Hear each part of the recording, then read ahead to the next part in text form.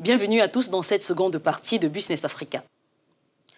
Un accord commercial entre la communauté des États de l'Afrique orientale et la Chine est-il possible?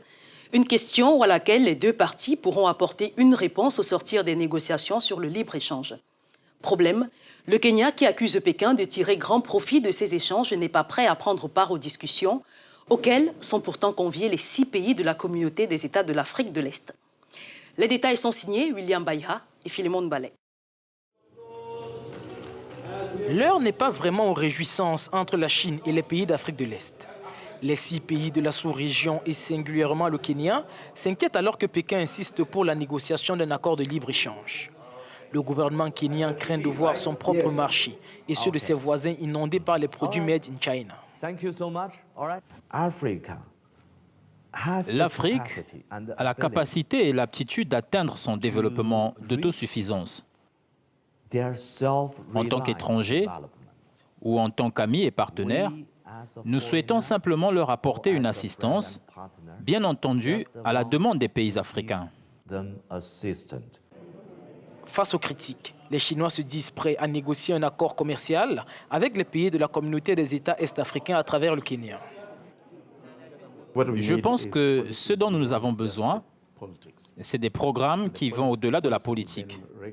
Ceci régirait ensuite les interactions entre le Kenya et la zone de l'Afrique de l'Est avec la Chine en ce qui concerne même le développement des infrastructures, le transfert de connaissances, le savoir-faire technologique.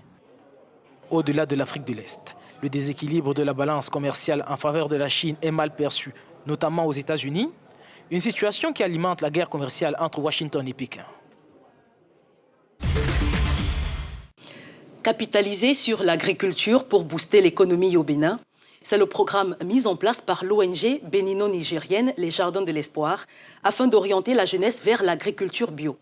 Objectif premier, apprendre les techniques agricoles élémentaires et ancestrales à ceux qui les auraient oubliées ou à ceux qui veulent retourner à la terre. Coût de cette formation d'une semaine, environ $50 américains. Explication de Bridget Tougoué avec Ignatius Sanor. Machette à la main, les participants à l'agro-bootcamp de Tori Bosito au Bénin défrichent des parcelles de maïs et de haricots. Ce programme, mis en place par l'ONG bénino-nigériane Les Jardins de l'Espoir, a pour but d'apprendre les techniques agricoles élémentaires et ancestrales aux jeunes désireux de retourner à la terre.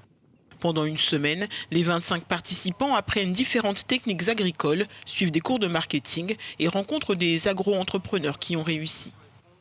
On a choisi ce concept parce que nous voulons montrer quand même que c'est qu'ensemble on est fort, à la jeunesse que c'est ensemble qu'on est fort. Donc si chacun apporte sa pierre, nous pouvons construire, bâtir quelque chose de sérieux et de bon. La 3e édition de cette formation à l'agroécologie et à l'entrepreneuriat vert veut encourager l'autosuffisance alimentaire sur le continent africain qui possède les 2 tiers restants de terres arables dans le monde mais qui importe 64,5 milliards de dollars de nourriture chaque année. J'ai remarqué que tout ça, et pour pouvoir réutiliser encore la terre après l'utilisation des pesticides, tout ça, ça devient compliqué.